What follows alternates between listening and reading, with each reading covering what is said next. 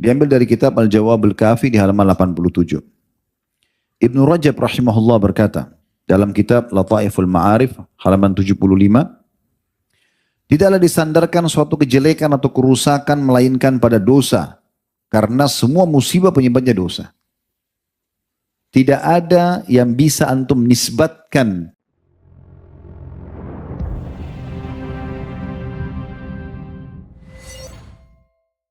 Assalamualaikum warahmatullahi wabarakatuh. Alhamdulillah atas nikmat Islam dan iman. Alhamdulillah atas nikmat kehidupan, nikmat kesempatan beramal saleh, nikmat juga bertaubat dari dosa-dosa. Alhamdulillah atas nikmat negeri yang kaya dan masyarakat yang dikenal dengan keramah tamahan. Alhamdulillah atas nikmat ilmu, harta, pasangan, keturunan dan semua nikmat Allah. Alhamdulillah ala kulli hal. Dan juga kita lanjutkan salam hormat kita, salawat dan taslim kepada Nabi besar Muhammad sallallahu alaihi wasallam yang telah memberikan dan menuntun serta menyampaikan kepada kita semua amanah Allah Subhanahu wa taala sehingga kita bisa menjadi seorang muslim yang patuh dan mengenal Tuhannya. Nah, ini penting untuk digarisbawahi teman-teman sekalian. Jadi di sini perlu kita garisbawahi baik-baik. Makanya pernah ada seseorang dari hadits Uqbah bin Amir radhiyallahu anhu. Beliau mengatakan, satu hari dia bertanya, Uqbah bin Amir bertanya kepada Nabi SAW, ya Rasulullah, apa dan bagaimana keselamatan itu? Ini maknanya luas sekali ya. Saya selamat dari hukuman Allah, selamat juga dari kebencian manusia. Baik di dunia maupun di akhirat. Nggak ada musuh saya, nggak ada masalah. Apa itu keselamatan? Dan bagaimana caranya supaya saya selamat? Perhatikan wasiat Nabi SAW dalam hadis sahih diriwayatkan Tirmidzi. Kata beliau 3 wasiatnya.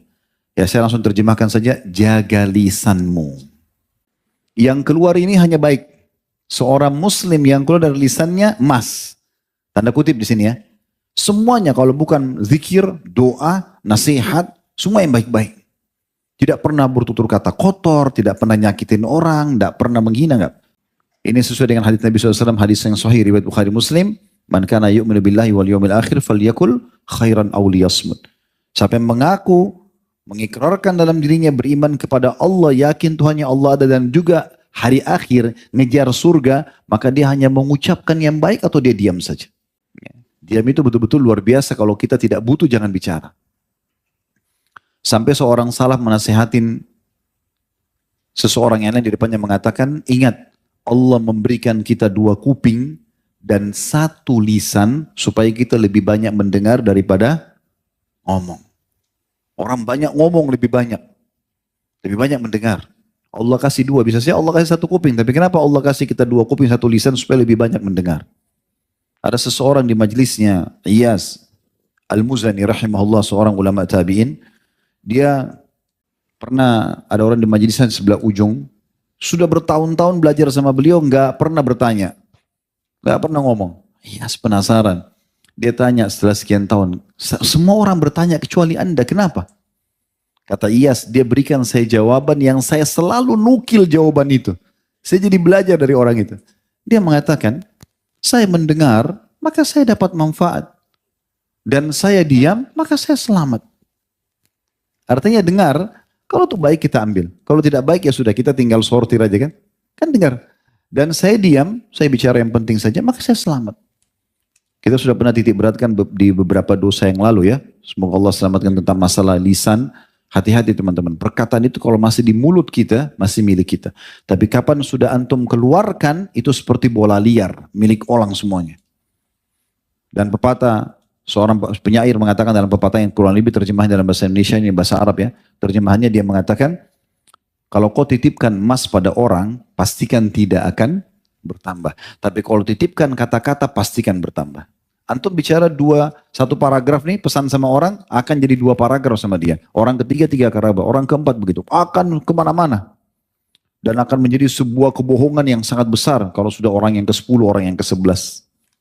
Ya. Jaga lisanmu, pesan pertama Nabi SAW. Itu keselamatan. Kemudian yang kedua, tetaplah di rumahmu. Subhanallah, pandemi kemarin mengajarkan kita ini. Kalau antum lagi tidak ada kebutuhan, jangan keluar rumah. Gak usah keluar rumah. Habisin waktu di luar untuk apa? Darurat kalau keluar. Keluar itu sesuai dengan kebutuhan. Jangan keinginan. Kalau keinginan tidak akan pernah selesai. Angan-angan keinginan tidak akan selesai. Makanya kata Nabi SAW, tidak akan puas anak Adam sampai apa? Tanah kuburan dimasukkan ke mulutnya. Kalau antum mau kendal promo di satu toko, itu nggak akan habis promonya sampai pemilik tokonya mati. Hari ini keluar, minggu depan keluar, bulan depan keluar, tidak selesai-selesai. Tapi kalau kebutuhan silakan. Tapi kalau keinginan untuk apa? Nggak selesai-selesai. Orang yang tidak mengikuti keinginan kebutuhan laparnya, dia cuma ingin keinginan hawa nafsunya, maka tidak akan berhenti makan. Ya, gitu. Sudah kenyang pun tetap dipaksakan. Bajunya sudah mau rubuh, ya, lemari di rumahnya masih beli baru. Karena keinginan semua, tidak selesai-selesai. Kalau kebutuhan silakan. Dan usahakan teman-teman, punya satu prinsip dalam hidup. Kalau keluar, tujuan antum apa, selesaikan tujuan itu. Buat tulisan, note kecil. Mau ke satu supermarket, mau ke toko, apa yang saya mau beli, 1, 2, 3, fokus di situ. Udah selesai, pulang. Begitu saja, kecuali darurat. Keluar silaturahim saja. Gak usah kemana-mana, kecuali darurat. Memang ada udzur-udzur syari'inya. Ada orang kadang-kadang sering keluar rumah tidak ada tujuan. Tidak tahu mau kemana. Sehingga buang-buang waktu. Ya, mubazir. Di jalanan tidak ada manfaatnya. Kumpul, cari teman-teman, kumpul, tidak ada gunanya. Dengarin curhatannya teman-temannya, habisin waktu untuk apa? Antum kalau lagi tidak ada waktu, atau tidak ada kerjaan, kegiatan, zikrullah. Kata Nabi SAW, maukah saya tunjukkan amalan lebih baik daripada infak emas dan perak? Lebih baik daripada bebasin budak, lebih baik daripada berperang, terbunuh oleh musuh untuk membunuh musuh. Kata para sahabat, tentu ya Rasulullah. Lisanmu selalu berzikir kepada Allah. Gunakan kesempatan, salawat 100 kali, istighfar 100 kali. Banyaknya yang bisa dilakukan atau mendengarkan majelis ilmu, manfaat gitu kan. Sampai seorang salaf dulu kalau dia masuk ke WC, maaf, maka dia suruh anaknya baca kitab di depan pintu WC. Supaya dia dengar. Daripada dia duduk nongkrong diam gitu. Dia dengar apa yang dibaca oleh anaknya. Dia gak ucap apa tapi dia dengar. Oh ada manfaat. Di WC pun mereka cari manfaat. Coba bayangkan. Ada orang subhanallah kadang-kadang lagi silaturahim keluarga. Lagi ada kesempatan untuk majelis ilmu. Tapi dia sia-siakan. Tetap di rumahmu. Itu wasiat yang kedua. Wasiat yang ketiga. Ini jadi saksi bahasan kita. Tangisi dosa-dosamu. Ini kata Nabi SAW begitu. Jadi bukan ridho. Bukan malah bangga. Oh itu saya sudah pernah tidur sama dia. Oh itu saya pernah begini. Oh itu dulu. Oh saya sudah coba semuanya. Apa yang mau dibanggakan? Terus dapat apa? Hah? Supaya orang kenal kalau kita dulu itu seorang penjahat, pelaku maksiat. Akhi dan ukhti, maksiat kita sebesar apapun di masa lalu tutupin akhi dan ukhti. Jangan justru diceritakan dan banggakan kepada orang. Saya pernah bertemu orang begitu dengan bangganya. Oh dulu tuh masa lalu saya semuanya. Terus apa? Saya langsung alihkan wajah saya untuk apa didengarin gitu. Supaya dia tidak cerita. Untuk apa dicerita? Untuk apa berbangga dengan zinanya, dengan 100 perempuan, dengan 30 laki-laki, dengan untuk apa? Manfaatnya apa? Harusnya tutup kan? Kalau kita disuruh tutupi aib saudara kita muslim, apalagi aib kita sendiri. Tutupi antara kita sama Allah subhanahu wa ta'ala. Ya? Kata Nabi SAW, termasuk orang, makna hadisnya termasuk orang yang disegerakan siksaannya atau orang yang buruk di sisi Allah. Ya, salah satu dari potong hadis itu saya lupa awalnya, tapi yang jelas maknanya seperti itu. Kata Nabi SAW termasuk orang yang ya, mudah untuk datang siksaan Allah gitu kan, atau dapat murka Allah itu orang yang terang-terangan dalam berbuat dosa. Lalu kata Nabi SAW, dan termasuk terang-terangan dalam berbuat dosa adalah menceritakan apa yang sudah dia lakukan. Jangan ceritakan, tutupi. Pernah saya jelaskan bahkan dalam masalah rumah tangga pun, tidak usah antum sebagai suami tanya atau sebagai istri nanya, dulu masa lalunya gimana, cerita dong. Terus kalau dia bilang, iya saya pernah pacaran sama 100 orang, gimana? Antum gak bisa tidur malam itu. Hah? Untuk apa? Ini orang sekarang depan mata saya, ini istri saya, ini suami saya, udah selesai ini loh sekarang, nikmatin saja. Tugas antum jadi suami, antum jadi istri, itu hanya sampai ajal datang. Selebihnya gak ada urusan kita. Kan begitu. Jelas gak ini? Alhamdulillah, Allah jadi saksi. Ibnu Qayyim rahimahullah berkata, dalam buku beliau yang masyhur Ad-Da' wad-Dawa di halaman 70 ya, kurang lebih terjemahannya, jika dosa semakin bertambah, maka akan menutupi hati pemiliknya. Jadi kalau dosa itu dia buat nih, kemudian dia ridho, dia ulangi lagi, dia nikmati dosa itu. Akhirnya dia tidak sadar sebenarnya. Ingat hadis pekan lalu kita sempat bahas yang kata Nabi SAW, kalau orang berbuat dosa akan ada titik dalam hati, titik hitam. Dan kalau dia ulangi lagi akan sama. Terus sampai menutupi semua hatinya, dan hatinya bisa lebih keras daripada batu nanti. Susah, peringatan sekuat apapun datang ke hadapan dia tidak ada gunanya. Mau gempa bumi, mau bencana, mau tabrakan temannya depan matanya, kepalanya pecah pun dia tidak sadar.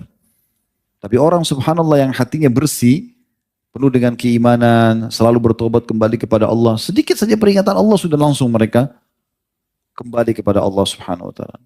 Nabi Daud alaihissalam, cuma Allah uji dia dengan dilempar bangkai depan matanya, langsung beliau ruku, sujud kepada Allah subhanahu wa ta'ala, langsung sujud sampai Allah turunkan wahyunya kalau itu hanya ujian saja, karena takutnya dosa. Kemudian Ali radhiyallahu anhu juga mengatakan dalam kitab Al-Jawabul Kafi di halaman 87, ini dinukil juga oleh Ibnu Qayyim rahimahullah, perkataan beliau, Ali radhiyallahu anhu, ma nuzzila bala'un illa bidham. Ketahuilah tidak ada bala, enggak ada cobaan, enggak ada gangguan yang turun kepada seseorang kecuali karena dosa. Jadi sadari ini teman-teman, setiap perbuatan dosa bisa mendatangkan bala, lalu untuk apa? Gitu kan? Sudah kita jelaskan pertemuan yang lalu, dosa itu untuk dipelajari dan dijauhi. Amal soleh untuk dipelajari dan dikerjakan. Dan tidak ada yang bisa mengubah kita menjadi orang yang lebih patuh, meninggalkan dosa, itu kecuali diri kita sendiri. Kami di majelis ilmu begini cuma bisa teriak-teriak, ngomong gini, pakai mikrofon, antum dengar, antum sendiri yang tentukan. Harus kita ubah diri kita menjadi orang yang lebih baik. Dan tidak usah peduli dengan perkataan orang, sering saya katakan itu.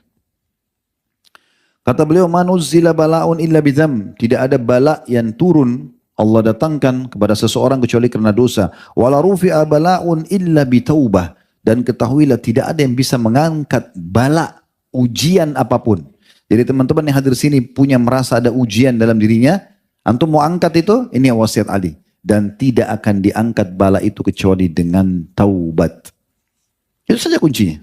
Penyakit, gangguan orang, terlilit utang, ribut rumah tangga, belum punya keturunan, apa saja bala ujiannya, taubat kuncinya. Taubat yang nasuha kepada Allah, aman. Itu saja kuncinya. Sisi yang lain, obat dokter, ya, nasihat orang lain, itu semua hanya pelengkap saja. Intinya itu. Ibnu Qayyim juga mengatakan di antara akibat dari berbuat dosa adalah mendatangkan musibah atau bencana. Di antara akibat dari berbuat dosa adalah mendatangkan musibah. Tadi kan disebutkan juga bala ya. Oleh karena itu hilangnya sebuah nikmat dari seorang hamba adalah karena dosa. Ini peka ya. Jadi kalau ada musibah yang datang, antum lagi nikmatin, misal contoh suami istri nikmatin biologisnya, halal. Tapi dia buat dosa nih, salah satunya atau kedua-duanya buat dosa, sama-sama buat dosa. Maka Allah hilangkan kenikmatan itu. Atau misalnya yang lainnya, hal yang lain apa saja. Allah bisa angkat kenikmatan itu. Jadi kata beliau, di antara akibat berbuat dosa adalah mendatangkan bencana. Dan juga hilangnya sebuah nikmat dari seorang hamba adalah akibat dosa. Diambil dari kitab Al-Jawabul Kafi di halaman 87. Ibnu Rajab rahimahullah berkata, dalam kitab Lataiful Ma'arif halaman 75, tidaklah disandarkan suatu kejelekan atau kerusakan melainkan pada dosa. Karena semua musibah penyebabnya dosa. Tidak ada yang bisa antum nisbatkan keburukan semuanya kecuali dosa. Semua masalah, dosa masalahnya. Udah selesai, itu aja. Semua masalah, kecil atau besar, dosa. Itu intinya. Kata beliau, tidaklah disandarkan semua kejelekan atau kerusakan melainkan pada dosa. Karena semua cobaan, semua musibah penyebabnya adalah dosa. Selesai. Sederhananya begitu. Ya. Jadi apapun yang sedang datang kepada kita sebagai ujian yang kita rasakan teman-teman, yang paling pertama ya, introspeksi diri dulu. Istighfar kepada Allah. Tidak usah cari kenapa orang ini ghibah saya, kenapa orang ini fitnah saya, kenapa orang ini ambil barang saya, kenapa orang ini tidak bayar utang, kenapa orang ini sakit di saya. Lupain semua itu. Karena itu semua datang sebabnya dari antum. Dosa dari sini. Istighfar kepada Allah, taubat. Kalau perlu sholat taubat, tulus kepada Allah SWT. Selesai semua itu. Itu intinya sebenarnya. Kalau antum pulang malam ini bawa poin ini selesai. Ini poin pentingnya. Dan subhanallah ada sebuah poin saya ambil dari apa yang tadi saya sampaikan itu. Setelah disusun dari beberapa poin yang Allah mudahkan tadi. Kenikmatan sebuah nikmat itu justru memuncak. Ini perkataan saya teman-teman ya. Saya melihat kenikmatan sebuah nikmat memuncak dan maksimal di saat dosa-dosa dan pelanggaran dijauhi. Contoh misal, saya kembali ke hubungan biologis suami istri. Ini yang bujang-bujang mohon maaf sudah, apa boleh buat. Ya. Jadi kalau orang hubungan suami istri misalnya di sini yang sudah berumah tangga, rasakan kenikmatan. Kenikmatan itu akan memuncak dan bertambah di saat antum jauhi dosa. Coba antum muhasabah, introspeksi diri, apa nih masalahnya? Ada dosa nggak yang saya lihat? Dari tontonan, dari hal yang didengar, dari jaman tangan, dari pekerjaan. Coba antum muhasabah. Kalau antum bisa perbaikin itu, kenikmatannya akan memuncak. Akan lebih naik lagi, lebih nikmat lagi. Allah datangkan di situ. Antum heran, loh kok bisa ya pasangan saya lebih puaskan saya? Kok bisa? Itu Allah datangkan. Kenikmatan makanan, kenikmatan minuman, kenikmatan kedudukan, kenikmatan semuanya itu akan memuncak di saat antum jauhi dosa. Luar biasa puncaknya itu. Bahkan banyak mara bahaya, berapa banyak mara bahaya yang diselamatkan darinya seseorang justru karena dia menjauhkan diri dari dosa-dosa itu. Baik, ada hal yang saya ingin tambahkan teman-teman sekalian dalam hal ini. Ada hadis Al-Ursh atau Al-Urs ya, bin Amir Al-Kindi radhiyallahu anhum.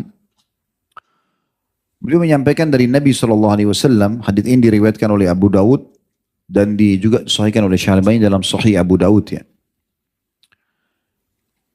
Beliau mengatakan, kata Nabi SAW, "Idza umilatil khati'atu fil ard."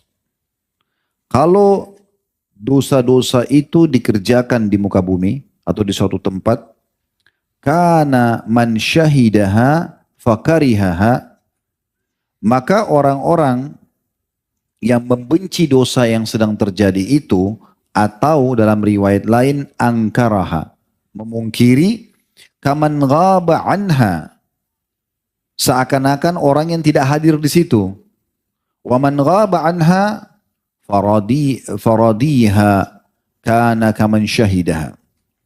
Namun sebaliknya kalau ada orang tidak hadir di tempat maksiat itu, tapi dia ridho dengan maksiat itu, dianggap itu sebuah prestasi, oke saja, nggak masalah. Oh temannya buka ini tempat maksiat, dia oke saja.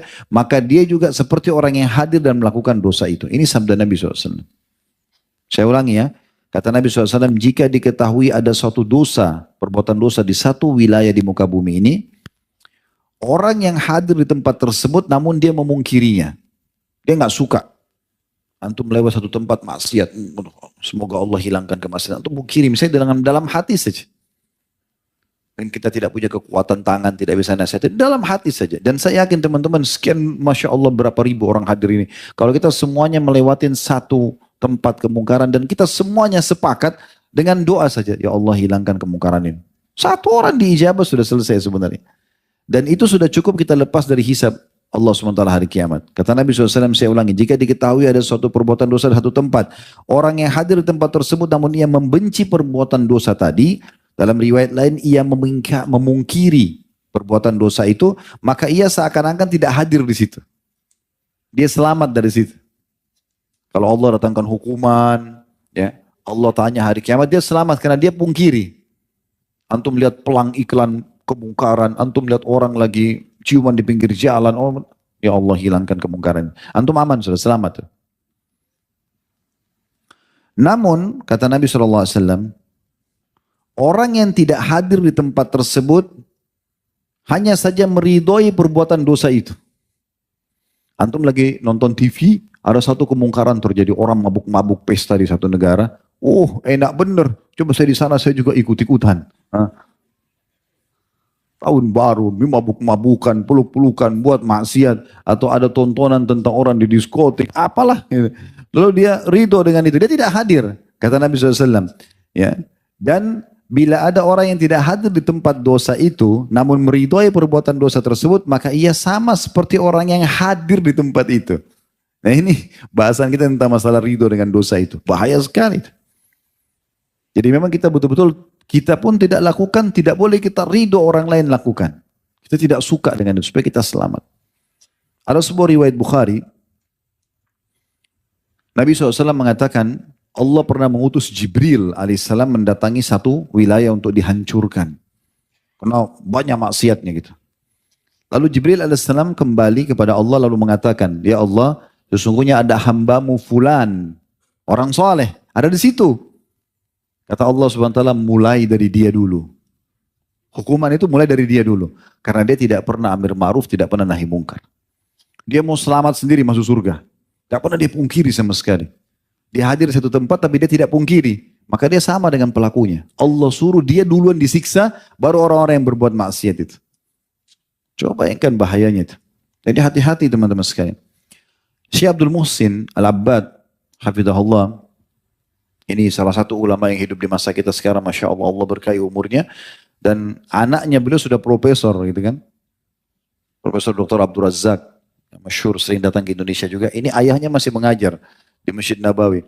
Beliau mengatakan makna hadits tadi yang baru kita bacakan, annahu ka'annahu lam yaraha li'annahu ra'a syai'an wa angkarah. Kenapa Nabi SAW mengatakan orang yang hadir tapi dia pungkiri, tapi seakan-akan dia tidak hadir di situ karena dia memungkirinya. Maknanya orang yang membenci maksiat yang ia lihat dianggap seakan-akan bukan orang yang melihatnya. Fahuwa mithal ladzi lam yara, dia seperti orang yang tidak lihat kemungkaran itu, karena begitu dia tahu dia langsung pungkiri. Li'annahu salima bihadzal inkar, dan dia selamat karena memungkiri kemungkaran tersebut.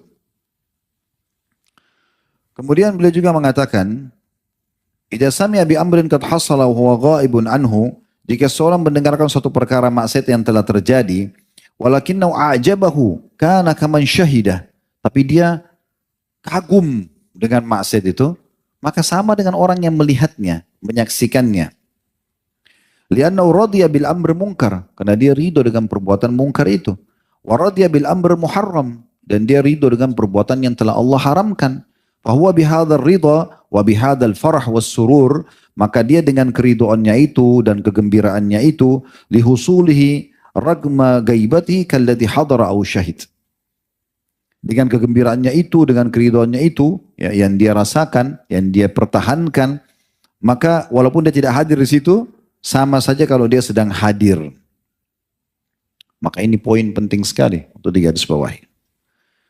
Baik teman-teman sekalian, ada satu judul khutbah Jumat pernah kami sampaikan, judulnya itu Pesan dari Langit. Antum kalau mau dengar bisa nanti di playlist YouTube ada Pesan dari Langit. Khutbah Jumat cukup panjang lebar, kami sampaikan dulu di Masjid Raya atau Masjid Agungnya Padang ya, beberapa waktu yang lalu. Saya coba angkat kembali beberapa poin di situ karena temanya mirip. Memang judulnya Pesan dari Langit gitu ya. Dari pertama yang saya angkat pada saat itu teman-teman sekalian dengan izin Allah, surah Al-A'raf surah nomor 7 ayat 96. Ini berkaitan dengan bahasan kita. Nanti kita tadabburi maknanya. Allah berfirman Al-A'raf surah nomor 7 ayat 96. Walau anna ahlal qura amanu wattaqau lafatahna alaihim barakatin minas samai wal ardi walakin kadzabu fa akhadnahum bima kanu yaksibun. Jikalau sekiranya penduduk negeri itu beriman dan bertakwa. Kita ini semuanya coba beriman kepada Allah dan bertakwa. Patuh aja. Yang halal nikmati, yang diperintahkan kerjakan, dilarang jauhi. Sederhana, sampai ajal datang. Kalau penduduk negeri seperti itu, kata Allah SWT, pastilah. Pasti, bukan cuma biasa, pasti.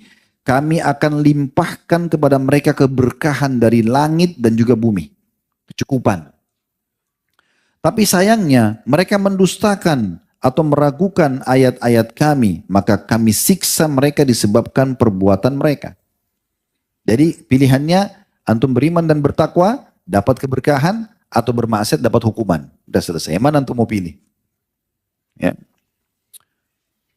Allah Subhanahu wa taala juga memastikan teman-teman sekalian Di dalam surah Hud, surah nomor 11 ayat 117, ini sudah sering kami ulangi ayat ini, tapi kami ingatkan lagi malam ini. Hud, surah nomor 11 ayat 117. Wa ma kana rabbuka liyuhlikal qura bidzulmin wa ahluha muslihun. Dan ketahuilah hai Muhammad, Tuhanmu sekali-kali tidak akan membinasakan negeri-negeri secara zalim. Gak mungkin Allah datangkan gempa, banjir, tsunami, segala macam. Gak mungkin secara zalim, tanpa sebab. Gak mungkin. Ya. Sementara penduduknya berbuat kebaikan. Ini Allah yang bilang, bukan saya cuma sampaikan. Antum bisa lihat surah Hud ayat 117.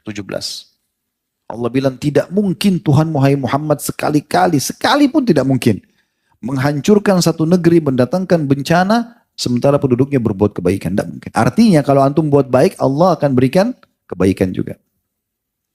Dalam surah Al-Qasas, surah nomor 28 ayat 59, Allah juga berfirman. Surah Al-Qasas surah nomor 28 ayat 59. Wa ma kana rabbuka muhlikal qura hatta yab'atsa fi ummiha rasulan yatlu 'alaihim ayatina. Wa ma kunna muhlikil qura illa wa ahluha zalimun. Ya.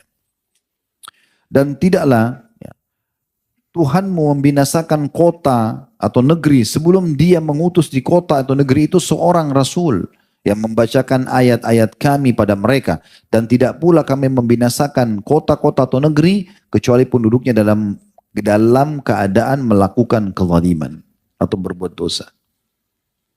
Yang dimaksud sini diutus Rasul adalah diutus utusan Allah SWT. Tapi sekarang sudah selesai. Nabi Muhammad SAW sudah diutus seperti para ulama dan da'i yang menyambung ya, penyampaian beliau.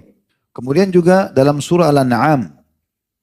Surah nomor 6 ayat 131.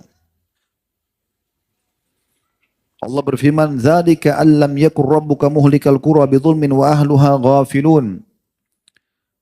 Demikianlah para rasul diutus, kata Allah SWT. Karena Tuhanmu tidak akan membinasakan satu negeri dengan zalim. Datang wabah, datang musibah, datang segala macam. Secara zalim gak mungkin. Sedang penduduknya dalam keadaan lengah. Apalagi belum tahu gitu. Kemudian juga Allah Subhanahu wa taala mengingatkan kepada kita agar kita hati-hati. Coba renungi ayat-ayat ini teman-teman ya. Ini ayat-ayat ini berurut satu sama yang lain. Allah Subhanahu wa taala berfirman begini, "Afa amina ahlul qura ay ya'tihum ba'suna bayatan wa hum naimun." Apakah penduduk-penduduk negeri yang terus berbuat dosa itu merasa aman dari kedatangan siksaan kami kepada mereka di malam hari pada saat mereka tidur? Orang-orang yang buat dosa ini, mereka aman gak pada saat lagi tidur tiba-tiba mati, tiba-tiba runtuh bangunan? Itu Allah mengatakan, apakah penduduk negeri itu yang berbuat dosa merasa aman dari kedatangan siksaan kami di malam hari pada saat mereka tidur? Ayat 98-nya, awa amina ahlul qura ayyatihum ba'suna duhan wa hum yal'abun. Apakah penduduk negeri itu merasa aman dari kedatangan siksaan kami kepada mereka di waktu duha, waktu mereka beraktivitas? Dan di waktu duha atau pagi hari sedang mereka bermain-main. Ayat 99-nya, afa aminu makrallah fala ya'manu makrallah illal qaumul khasirun. Maka apakah mereka merasa aman dari azab Allah yang tidak terduga-duga? Tidak ada yang merasa aman dari azab Allah kecuali kaum yang merugi.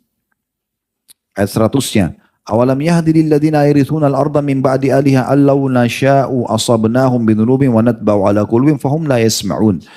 Dan apakah belum jelas bagi orang-orang yang mempusakai satu negeri sesudah lenyap penduduknya bahwa kami akan menghendaki, bila kami kehendaki kami akan azab mereka karena dosa-dosa dan kami kunci mata hati mereka sehingga mereka tidak dapat mendengar dan mengambil pelajaran. Berulang kali Allah datangkan peringatan-peringatan teman-teman kepada kita. Semua itu untuk menakut-nakuti memang. Kayak kita takut ketahuan kalau mau buat dosa secara individu. Atau datangnya musibah-musibah yang besar. Itu semua untuk memang Allah takut-takutin kita. Itu Allah sebutkan dalam Al-Quran. Antum bisa lihat dalam surah Isra. Surah nomor 17 ayat 59. Surah nomor 17 ayat 59 Allah berfirman, "Wa nursilu bil ayati illa takhwifa." Dan kami tidak memberikan tanda-tanda kebesaran kami itu kecuali untuk menakut-nakuti. Petir, guntur, bencana, segala macam itu. Kemudian juga dalam surah At-Taubah, surah nomor 9 ayat 126, Allah juga berfirman, ayat 126 surah At-Taubah. Afala yarawna annahum yuftanuna fi kulli amin marratan aw marratini thumma la yatubuna wa lahum yadhakkarun. Tidakkah mereka memperhatikan bahwa mereka diuji sekali atau dua kali setiap tahun dan mereka juga tidak bertaubat dan tidak mengambil pelajaran? Jadi Allah ingatkan, gitu kan. Kemudian dalam surah As-Sajdah, surah nomor 32 ayat 21 juga Allah berfirman. As-Sajdah 32 ayat 21. وَلَنُذِيقَنَّهُمْ مِنَ الْعَذَابِ الْأَدْنَى دُونَ الْعَذَابِ الْأَكْبَرِ لَعَلَّهُمْ يَرْجِعُونَ. Dan kami pasti akan memberikan kepada mereka sebagian azab kami di dunia, sebelum datang azab yang besar, agar mereka kembali ke jalan yang benar. Kemudian surah Yunus, surah nomor 10 ayat 13. Dan sungguhnya kami tidak membinasakan umat-umat sebelum kamu, hai umat Muhammad. Ketika mereka berbuat kezaliman pada rasul-rasul mereka telah datang kepada mereka dengan membawa keterangan yang nyata, tapi sekali-kali mereka tidak mau beriman. Demikianlah kami memberikan balasan kepada orang-orang yang berbuat dosa. Ibnu Qayyim rahimahullah mengatakan dalam kitab Ad-Da'wah Dawa'nya di halaman 46. Ini perkataan beliau, saya nukil ya, antum bisa cek bukunya, kurang lebih terjemahannya. Pernah ada dua orang menemui Ummul Mukminin Aisyah radhiyallahu anha. Dan berkata dua orang itu, wahai Ummul Mukminin, ini setelah Nabi SAW meninggal ya. Mereka datang kepada Aisyah radhiyallahu anha mengatakan, wahai Ummul Mukminin, beritahukan kepada kami ya, apa saja yang Anda ketahui tentang gempa. Khusus gempa. Ada nggak yang Anda dengar dari Nabi langsung tentang gempa? Apa kata Aisyah radhiyallahu anha dalam kitab ini ya? Bila mereka telah menghalalkan zina, mereka mengkonsumsi minuman keras, mereka memainkan alat-alat musik, maka Allah cemburu di langit sana. Kemudian berfirman kepada bumi, goncangkan dirimu.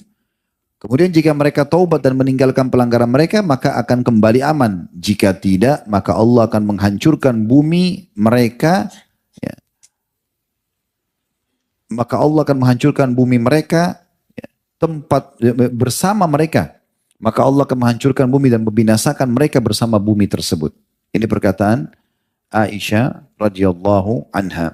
Setelah tadi perkataan Aisyah radhiyallahu anha tentang masalah sebab gempa, menurut gambaran beliau. Kemudian teman-teman sekalian, kalau pernah dengar tentang kaum Nabi Yunus ya, pernah dengar? Wilayahnya Nainawah di wilayah Irak.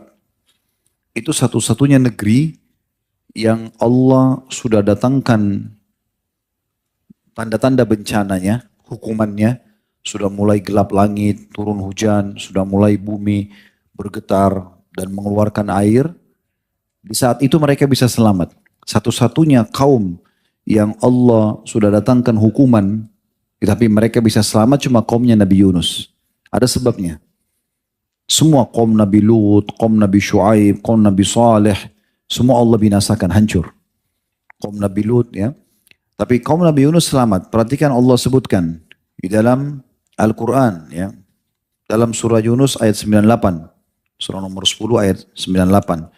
Bunyinya, فَلَوْلَا كَانَتْ قَرْيَةٌ آمَنَتْ فَنَفَعَهَا إِيمَانُهَا إِلَّا قَوْمَ يُونُسَ لَمَّا آمَنُوا كَشَفْنَا عَنْهُمْ عَذَابَ الْخِزْيِ fil hayatid dunya wa matta'nahum ila hin. Dan mengapa tidak ada penduduk suatu negeri yang beriman lalu imannya bermanfaat untuknya selain kaum Yunus?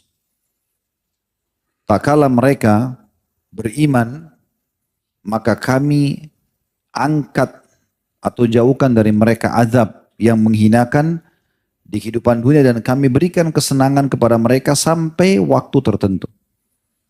Apa maknanya ayat ini teman-teman? Jadi waktu Nabi Yunus alaihissalam meninggalkan kaumnya karena mereka didakwahi tidak mau dengar, dua sisi, kaumnya tidak mau dengar, mereka salah. Ya. Sisi yang lain Nabi Yunus juga tanda kutip sini keliru karena beliau tinggalkan lokasi dakwah sebelum ada perintah Allah. Jadi akad antara Nabi-Nabi dan Allah subhanahu wa ta'ala diantaranya adalah mereka tidak boleh tinggalkan lokasi dakwah sampai Allah suruh mereka pindah. Contoh kaum Nabi Ibrahim AS pada saat Allah memang suruh perintahkan beliau pindah, tinggalkan negara Irak, Babilonia, karena ada Namrud yang tidak mau beriman, baru beliau pindah hijrah ke Palestina. Nabi Musa AS pada saat mereka Fir'aun tidak mau beriman, Allah pindahkan mereka ke Palestina. Nah itu karena ada perintah. Tapi Nabi Yunus tidak. Beliau mohon-mohon kepada Allah, ya Allah, kaum ini tidak mau dengar, mereka tetap sembah berhala, berikan saya lokasi lain. Allah belum kasih jawaban. Tapi inisiatif dari beliau, beliau tinggalkan lokasi dakwanya. Akhirnya beliau dihukum sama Allah kan, kisah yang masyhur. Beliau coba naik kapal, akhirnya Allah buat kapal itu dihantam dengan ombak. Sebab Allah datangkan, akhirnya kapten kapalnya mengatakan sepertinya tidak bisa ini. Beban kapal harus dikurangi karena ombak terlalu kuat. Mereka keluarkan barang-barang mereka tidak cukup. Akhirnya mereka bilang harus ada orang yang dibuang. Setiap diundi nama pasti namanya Nabi Yunus yang keluar. Nah pada saat beliau sudah 2-3 kali diundi. Karena waktu saat yang pertama keluar, yang kedua keluar. Orang-orang mengatakan kami tahu ini Nabi. Mungkin bukan dia. Biarkan kami. Kalau nama seorang di antara kami yang keluar kami mau dilempar gitu. Tapi tetap saya nama Nabi Yunus yang keluar. Setelah yang ketiga kali Nabi Yunus mengatakan mungkin ini memang peringatan dari Allah karena saya tinggalkan Nainawa. Maka beliau loncat ke laut, begitu loncat ditelan oleh ikan. Ini masyhur, kata Allah SWT dalam Al-Quran, kalau dia bukan termasuk orang yang banyak berzikir, kami akan biarkan dia di perut ikan tersebut sampai hari kebangkitan, kan gitu.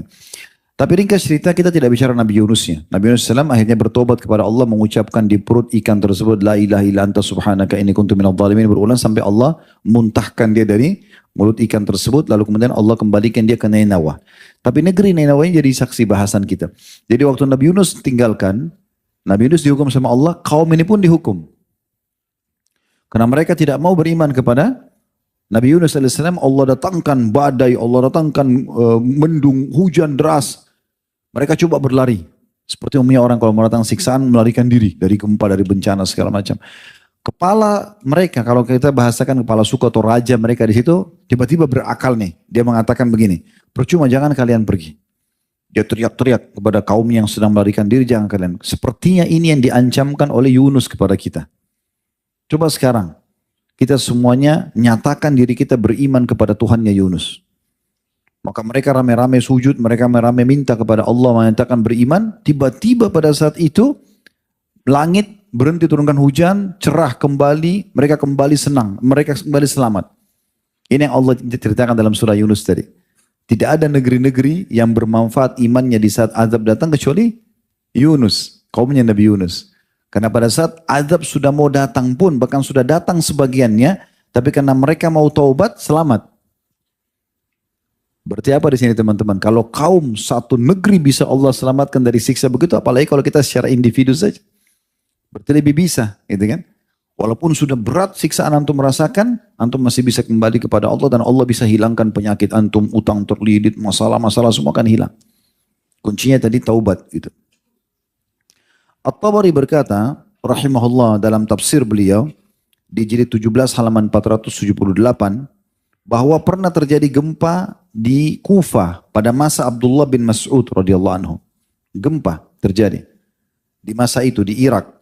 Maka Abdullah bin Mas'ud berkata pada saat gempa terjadi, wahai sekalian manusia, sesungguhnya Allah menginginkan kalian bertaubat kepadanya, maka segeralah kembali kepada Allah. Kita kan kalau gempa sibuk ambil handphone, nah ini gempa nih di sini, dihebohin. Bukannya kembali kepada Allah. Kenapa bumi bisa goncang? Dosa. Nggak ada yang lain. Itu saja poinnya. Ya. Ibnul Jauzi juga menukil dalam Zadul Masir. Ya. Fi ilmu tafsir di jilid 2 halaman 486 bahwa Abdullah bin Zubair radhiyallahu anhu setiap kali mendengar suara guntur. Tadi kan Abdullah bin Mas'ud tuh. Kalau gempa, dia ingatkan, hai manusia sadarlah, Tuhan kalian ingin kalian taubat dengan gempa ini. Kalau Abdullah bin Zubair, setiap kali dengar guntur, kita kan biasa kalau musim hujan dengar guntur, sebentar lagi masuk musim hujan kita dengar guntur. Maka beliau mengatakan, innahu wa'idun syadidun li ahlil ard. Ketahuilah ini peringatan yang sangat jelas dan keras ya kepada penduduk bumi. Jadi ini artinya bukan sembarangan ini. Ini pasti ada sebabnya suara guntur menggelegar begitu tuh.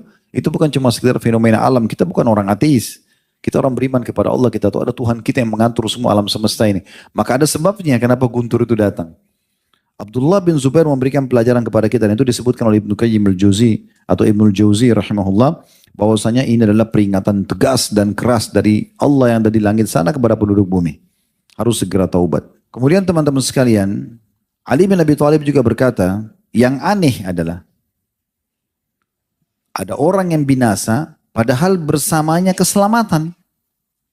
Yang aneh ada orang yang tidak sembuh penyakitnya, tidak lunas utangnya, tidak diberikan keturunan, tidak dapat pasangan, tidak berhasil usahanya, tidak berhasil kuliahnya, sementara keselamatan ada sama dia. Yang aneh adalah orang binasa padahal keselamatan bersamanya. Orang bisa terkena gempa, banjir, penyakit kronis, kemiskinan dan kesusahan hidup padahal keselamatan bersama mereka. Maka orang-orang di sekitarnya bertanya, apa yang Anda maksudkan? Kata Ali radhiyallahu anhu, istighfar.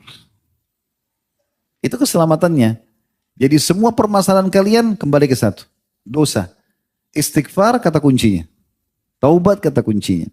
Ini disebutkan dalam buku Al-Mujalas sama Mujawahir Al-Ilm di Ad-Daruni. Kata ada rahimahullah juga berkata, sungguh Al-Quran menunjukkan kepada kalian penyakit dan sumber permasalahan. Berikut obatnya. Al-Quran menyampaikan kalian semua sumber penyakit kalian, semua sumber masalah kalian, dan berikut juga obatnya. Penyakit kalian semuanya berputar di sini. Adalah dosa dan obatnya istighfar. Nah ini poin yang kita ini sampaikan. Ini pesannya. Ini disebutkan oleh tafsir Ibnu Katsir dalam tafsir beliau di jilid 7 halaman 2319. Ya. Kalau yang mau berminat lebih banyak mendengarkan tentang apa ya tadi ya dalil-dalil itu dan cukup lebih panjang lebar penjelasannya ada di kajian khutbah Jumat sebagaimana saya bahasakan. Baik, ini baru poin pertama ya. Kita coba masuk ke poin kedua. Mungkin lebih ringkas poin keduanya. Tadi saya bilang judul kita mengandung dua makna. Ya. Makna yang pertama adalah orang yang tidak mengingkari kemungkaran, orang yang ridho dengan perbuatan dosa. Ya. Dia puas, dia menikmati dosa-dosa, bukan dia menyesal. Nah ini semua tadi panjang lebar penjelasannya. Yang kedua teman-teman adalah apa yang diinginkan oleh penulis di sini. Yaitu dia tidak ingkar mungkar terhadap perbuatan maksiat tersebut. Nah ini berarti perbuatan orang lain. Kalau tadi kan dia secara pribadi. Ya. Dia ridho dengan perbuatannya, dia puas, dia malah berbangga-bangga dengan cerita maksiatnya. Nah ini tadi yang sudah kita panjang lebar jelaskan. Itu poin. Poin yang lain adalah masuk dalam masalah ini dan ini yang beliau titik beratkan adalah orang yang tidak mengingkar mungkar. Baik, beliau mengangkat hadis Nabi SAW diriwayatkan oleh Al-Haythami dalam kitab Al-Majma' jilid 7 halaman 275 dan menisbatkannya kepada At-Tabarani. Ya. Dan beliau mengatakan semua perawi hadisnya thiqah, terpercaya atau sahih. Juga Al-Albani menyebutkan dalam Syu'abil Iman di nomor 7588 dan ini tentu disahihkan. Hadis Nabi SAW dari Abdullah bin Mas'ud, bukan hadis Nabi SAW, perkataan Abdullah bin Mas'ud radhiyallahu anhu. Beliau mengatakan halakta illam ya'rif qalbukal ma'rufa wa yunkiril munkar. Artinya pastikan engkau akan binasa jika hatimu tidak mengetahui mana yang ma'ruf dan tidak mengetahui mana yang ma'ruf dan tidak mengingkari mana yang mungkar. Ini yang beliau jadikan dalil ya pertama tentang masalah dosa besarnya orang yang ridho dengan kemaksiatan. Hadis riwayat perkataan beliau, kalau kau tidak tahu, hatimu tidak tahu mana yang ma'ruf, mana yang baik, dan tidak pernah ingkar mungkar, kau biarkan saja kemungkaran terjadi, maka berarti kau akan binasa. Juga diriwayatkan oleh Imam Muslim dari Abdullah bin Mas'ud, radhiyallahu anhu masih perkataan riwayat dari Abdullah bin Mas'ud, tapi ini sahabat Nabi SAW. Beliau mengatakan, ma min nabiyyin ba'athahu Allah fi ummatin qabli. Tidak ada nabi-nabi yang diutus untuk umat sebelumku, kata Nabi SAW. Illa kana lahu min ummati hawariyuna wa ashabun ya'khuduna bisunnati wa yaktaduna bi amrih. Kecuali pasti nabi-nabi tersebut ada di kalangan pendamping-pendampingnya, umatnya, ya, yang hawari, kayak pengikut setia. Dan para sahabat-sahabatnya mengambil sunnahnya dan meneladani perintahnya. Summa innaha takhlufu min ba'dim khulufun yakuluna ma la yaf'aluna wa yaf'aluna ma yu'marun. Kemudian setelah mereka wafat, ada di antara sahabat-sahabat Nabi itu sudah wafat, dan muncul generasi setelahnya, datang para pengganti yang mengatakan perkara yang tidak mereka lakukan. Dan melakukan yang tidak diperintahkan. Jadi dua hal ya. Mereka mengatakan perkara yang tidak mereka lakukan. Mereka bilang sholatlah, puasalah, tapi mereka sendiri tidak lakukan. Ya. Dan mereka melakukan yang tidak diperintahkan. Ini poin garis bawah itu teman-teman. Ternyata masuk dalam pelanggaran kalau sesuatu yang tidak diperintahkan oleh Allah dan Rasulnya. Siapa yang melakukan itu berarti dia termasuk pelanggaran. Ini kata Nabi SAW. Barang siapa, kata Nabi SAW, faman jahadahum biyadihi fahuwa mu'min. Siapa yang memungkiri mereka dengan tangannya, maka dia seorang mukmin. Seorang ayah, dia berhentikan anaknya dari perbuatan yang salah, pelanggaran-pelanggaran gitu kan. Seorang pimpinan kepada bawahnya, pemerintah kepada masyarakatnya misalnya. Ya. Maka dia orang beriman. Wa man jahadahum bilisani fahuwa mu'min. Siapa juga yang memungkiri kemungkaran mereka itu dengan lisannya, maka dia juga termasuk seorang mukmin. Wa man jahadahum biqalbi fahuwa mu'min. Dan siapa yang memungkiri dengan hatinya, maka dia juga adalah orang mukmin. Wa laisa wara' dzalika minal imami habbatu khardal. Dan ketahuilah tidak ada lagi keimanan sebesar biji sawi pun selain itu. Saksi bahasan kita teman-teman dari hadis ini adalah masuk dalam bab ini tentang masalah orang yang ridho dengan kemaksiatan. Dia tidak mungkar, dia tidak ingkar mungkar. Dia tidak luruskan. Kalau bisa dengan tangan, dia lakukan. Kalau tidak, maka dengan lisan. Kalau tidak, maka dengan hatinya. Ya, ikut kembali seperti hadis yang masyhur. Man ra'a minkum munkaran falyughayyirhu biyadihi. Siapa yang datang mungkaran dia harus ubah dengan tangannya. Fa in lam yastati' fa bilisani. Kalau tidak mampu maka dengan lisannya. Fa in lam yastati' fa biqalbi. Dan kalau tidak mampu maka dengan hatinya. Wa dzalika adhaful iman. Dan itu selemah-lemah iman. Jadi jangan pernah antum lewatin satu kemaksiatan kecuali pungkiri. Supaya kembali tadi ke statement yang sudah kita sampaikan ya. Hadits Nabi SAW sebelumnya. Kalau antum biarkan, berarti antum seakan-akan juga meridhoi, mendukung. Minimal dalam hati. Katakan, ya Allah, ya hilangkan kemungkaran ini.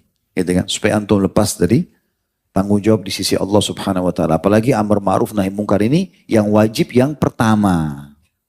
Atau orang tidak sholat, antum bilang sholat akhi, sholat ukhti. Udah, antum gugur tanggung jawabnya setelah itu. Yang kedua, yang ketiga sunnah. Orang buat salah, zina, riba, antum nasihat ini gak boleh, ini haram. Sudah gugur tanggung jawab antum. Tapi jangan sama sekali gak dipungkiri. Sehingga saya ada sebuah athar disebutkan, kalau orang yang berbuat mungkar itu tidak diingatkan, maka dia akan datang di depan Allah di mahkamah Allah hari kiamat sambil mencekik orang yang melihatnya itu sambil mengatakan, ya Allah orang ini lihat saya buat mungkar, dia tidak pungkiri maka saya tuntut dia sekarang. Jadi orang yang buat salah itu kalau kita tidak pungkiri, dia malah tuntut kita hari kiamat. Dia biarkan saya salah ini. Nah, gitu. Walaupun dia tetap dihukum, tapi kita pun kena hukuman. Oleh karena itu tidak bisa kita ridho dengan kemaksiatan. Harus kita pungkiri, walaupun hanya dengan hati. Apakah secara langsung kita lihat hadiri di situ, di lokasi, atau hanya tontonan kayak kita sekarang. Kan banyak tontonan tuh. Kejadian apa tadi saya kasih contoh, orang lagi merayakan pesta-pesta maksiat di satu negara, terlintas antum lihat. Ya Allah hilangkan kemungkaran ini. Supaya antum lepas tanggung jawab. Nah ini yang kita ingin titik beratkan. Kemudian hadis yang terakhir yang diangkat oleh beliau adalah hadis riwayat Muslim. Dari Ummu Salamah radhiyallahu anha secara marfu, innahu yusta'malu alaikum umara'u fata'rifuna wa tunkirun, faman ankara faqad bari, wa man kariha faqad salim, walakin man radiya wa taba', ay man kariha biqalbi wa ankara biqalbihi. Artinya akan diangkat para penguasa atas kalian. Kalian mengenali sebagian perbuatan mereka dan mengingkari sebagian perbuatan mereka. Ada yang kalian suka, ada yang kalian tidak suka. Perbuatan mereka yang baik dan ada yang buruk maksudnya. Barang siapa yang mengingkari perbuatan buruk mereka, berarti dia telah berlepas diri. Minimal dari dalam hati tadi saya bilang, ya Allah ini hukum misalnya tidak benar. Semoga engkau ya memaafkan kami misalnya. Atau engkau menyelamatkan kami. Jadi Allah nggak hisap kita di sini. Kita nggak ikut-ikutan gitu kan. Barang siapa yang mengingkari, maka dia telah berlepas diri. Barang siapa yang benci, dia tidak suka dengan perbuatan itu, tapi mereka melakukan. Dia tidak punya power untuk menasihatinya. Tapi dia benci dari hatinya, maka dia telah selamat. Maksudnya selamat dari hisab Allah hari kiamat. Tetapi orang yang ridho perbuatan mereka dengan hatinya dan mengikuti mereka, bahkan mendukung, maka dia telah bersama-sama dengan mereka dalam kemaksiatan. Yaitu barang siapa yang membenci dan mengingkari dengan hatinya. Diriwayatkan dalam riwayat lain as-sahihain, faulaika humul halikun. Maka orang-orang yang mengikuti dan mendukung itu, mereka adalah orang-orang yang pasti binasa. Ini maknanya ridho dengan perbuatan mungkar yang ada. Itu teman-teman sekalian, kita nggak bisa hilangkan kemungkaran 100% ya. Ini sering kami ingatkan sebelum pandemi dulu. Tolok ukur kita adalah kehidupan baginda Nabi SAW di Madinah. Di fase itu ada 4 golongan manusia. Ada orang-orang kafir, ada kaum Yahudi, Kainuqa, Nadir, dan Quraidah, 3 suku di Yahudi di Madinah. Ya. Mereka hidup bersama Nabi SAW. Nabi dakwahi, tapi kalau mereka tidak mau, ya Nabi tidak paksa. La ikraha fiddin, tidak ada paksaan dalam agama. Gitu kan? Mereka sudah tahu Nabi, mereka sudah didakwahi, mereka tidak mau dengar, ya sudah. Gitu kan? Tapi ada ini, dan Nabi ajarkan kita bagaimana bermuamalah dengan orang-orang kafir. Bagaimana kita boleh silaturahim dengan kerabat kita yang non-muslim, bagaimana kita boleh membantu mereka. Intinya tidak boleh dukung ibadahnya saja. Kalau ibadah lakum dinukum waliyadin. Kan gitu. Ini sudah diajarin. Tapi kita tetap boleh baik, bertetangga dengan baik dan segala macam. Bahkan kita tidak boleh mengganggu mereka. Karena kata Nabi SAW, siapa yang menyakiti zimmi, orang kafir di bawah naungan pemerintah Islam atau punya perdamaian dengan Islam, maka dia akan jadi musuhku pada hari kiamat. Kemudian yang kedua adalah orang munafik. Walaupun ini berbahaya kelompok ini, karena mereka berbaju seperti baju kita, ya berpenampilan seperti kita, namanya nama Islam. Pemimpinnya di zaman Nabi, Abdullah namanya. Ya. Tapi mereka ini berwajah dua, pura-pura Islam. Tapi Nabi SAW juga sudah ajarkan bagaimana bermuamalah dengan mereka. Kita hukumi mereka secara zahir. Oh, zahir mereka muslim, mereka sholat sama kita. Di masjid Nabi dulu hadir mereka, di majelis-majelis Nabi. Ikut sholat. Bahkan Abdullah itu pada saat mau wafat, dia undang Nabi ke rumahnya. Nabi datang, Nabi dakwahi. Tapi waktu didakwahi tetap dia tidak mau. Dia mengatakan, hai Muhammad, sudahlah, nggak usah bicara ini. Sekarang saya lagi cari mana partner saya dari orang Yahudi. Dia sebut-sebut begitu. Saya cuma minta kalau saya mati nanti tolong bajumu ini jadikan kain kafan saya. Nabi kasih.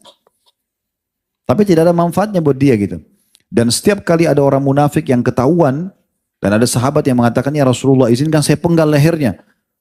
Pernah Umar bin Khattab ucapkan, Khalid bin Walid pernah ucapkan, di beberapa orang yang memang dicurigai gitu kan. Maka kata Nabi SAW, jangan. Nanti orang-orang akan bilang Muhammad membunuh sahabat-sahabatnya. Artinya kalau kita juga umat Islam, oh nanti orang bilang oh, umat Islam saling bunuh-membunuh. Cukup kita tahu, dan Nabi sudah ajarkan bagaimana bermuamalah dengan mereka. Ya. Mereka sudah tahu munafik, mereka interaksi secara umum. Tapi untuk dipercaya lisannya, Nabi sudah sebutkan cirinya mereka suka dusta, kalau janji ingkari, gitu kan, kalau diberikan amanah khianat, sudah selesai. Yang ketiga, ada ahli maksiat. Di zaman Nabi itu ada orang berzina, dirajam, ada orang mencuri, ada orang membunuh. Zaman Nabi ada, gitu kan. Berarti ini juga akan ada, walaupun di masa kita. Cuman ada kelompok yang keempat, itu adalah orang-orang beriman. Nah ini orang-orang beriman ini yang selalu menjadi pengawas gitu. Kayak mengingatkan yang ma'ruf melarang dari kemungkaran, nah itu ada kelompok ini. Nah inilah Nabi SAW dan para sahabat. Jadi walaupun presiden kita hafid Quran 30 juz, seorang ulama, semua menterinya juga sama, ini tidak bisa lepas antum dari 4 golongan ini. Akan ada interaksi sama orang-orang non-muslim. Kecuali antum hidup di akhir zaman, nanti semuanya setelah di masa Nabi Isa, dalam tanda-tanda hari kiamat orang semua masuk Islam, itu lain. Gitu kan. Tapi setelah itu pun akan terjadi lagi fase di mana orang-orang kembali kepada dosanya, gitu kan. Begitu disebutkan dalam kisah tanda-tanda hari kiamat. Ini panjang kalau kita ingin ceritakan, tapi yang jelas seperti itulah. Kemudian juga akan ada orang munafik. Kemudian ada juga orang-orang yang bermaksiat. Tapi kita menjadi kelompok yang keempat, orang-orang yang beriman yang amar ma'ruf nahi mungkar. Minimal tadi sudah kita bahasakan dalam hati supaya kita tidak ridho dengan perbuatan mungkar tersebut. Allahu a'lam. Kalau ada benar dari Allah, kalau ada salah dari saya mohon dimaafkan. Subhanakallahumma bihamdika asyhadu an la ilaha illa anta astaghfiruka wa atubu ilaik. Wassalamualaikum warahmatullahi wabarakatuh. Rasulullah meninggalkan banyak wasiat, bukan untuk sekadar dihafal tapi untuk dihidupkan dalam keseharian. Wasiat itu sederhana, tapi kalau direnungkan, sangat dalam maknanya. Beliau bersabda, "Aku tinggalkan untuk kalian 2 perkara. Jika kalian berpegang teguh pada keduanya, niscaya kalian tidak akan tersesat selama-lamanya, kitabullah dan sunnahku." H.R. Malik. Itulah wasiat terbesar kembali kepada Al-Quran dan sunnah. Di tengah dunia yang semakin bising, di mana benar dan salah makin kabur, Dua pegangan itu adalah cahaya yang tak pernah padam. Beliau juga berpesan, sampaikanlah dariku walau satu ayat. Karena setiap kebaikan kecil yang kita teruskan bisa jadi penyelamat di akhirat. Dan yang paling lembut dari semua wasiatnya adalah ini. Jagalah sholat, dan berbuat baiklah kepada hamba sahayamu. H.L. Abu Dawud.